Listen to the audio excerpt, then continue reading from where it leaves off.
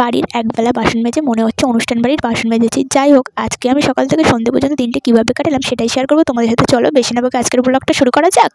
আগের দিন বাবা চোখের অপারেশন করে তারপরে রাত 10টার সময় বাড়িতে এসেছিল। তো আজকেও ডাক্তারের কাছে যাওয়ার কথা ছিল, সেই জন্য মা আর বাবা দুজনে সকাল সকাল বেরিয়ে পড়েছিল।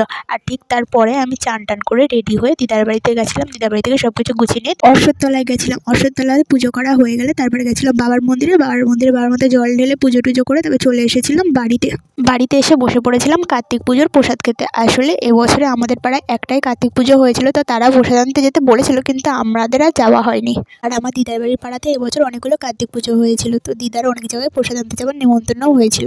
বা যাদের বাড়িতে নিমন্ত্রণ হয়েছিল প্রসাদ আনা, তাদের বাড়িতে যদি না যায় তো রাগারাগি করবে, সেই জন্য দিদার সবার বাড়িতে প্রসাদ আনতে গেছিল। এবার অতগুলো প্রসাদ তো আর একা খেতে পারবে না, তাই আমাদের বাড়িতে কিছুটা প্রসাদ পাঠিয়েছিল। তার সাথে ঠাম্মাও আবার কিছুটা প্রসাদ দিয়েছিল আমাদেরকে।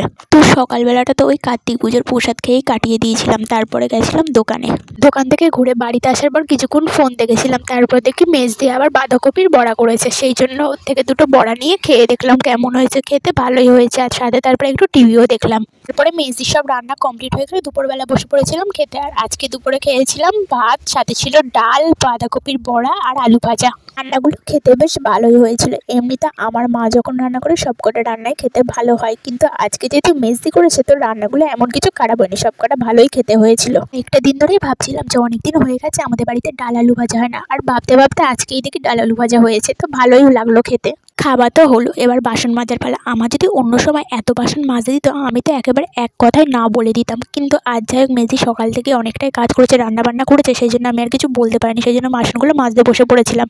শুধু মেজির আর আমার খাবার বাসন ছিল, আর দুপুরবেলার কয়েকটা রান্না করার বাসন ছিল। বাপরে বাপ, ওই বাসন মাজতে গিয়ে আমার তো মনে হচ্ছে একটা বড় অনুষ্ঠান বাড়ির বাসন মেজে ফেলেছি বোধহয় আমি। মোট কথা কাজ পছন্দ না হলে যা হয় আর কি। যাই হোক, তারপর বিকালবেলা আমি চলে গেছিলাম পড়াতে।